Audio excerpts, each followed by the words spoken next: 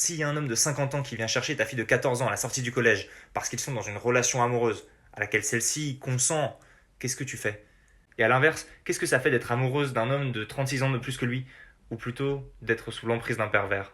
Cette relation-là, déséquilibrée, lorsque l'homme, l'aîné de 36 ans, profite de la candeur d'une jeune fille pour l'exploiter au fond de son plaisir sexuel, est contre nature, proscrite par la loi. Mais entre la loi et son application, surtout dans une période post-68arde et dans une famille sans figure paternelle, il peut y avoir un écart, un interstice dans lequel s'immisce le pervers et où il bâtit le monceau de traumatismes et de violences psychologiques qui constitueront son bagage pour les décennies à venir.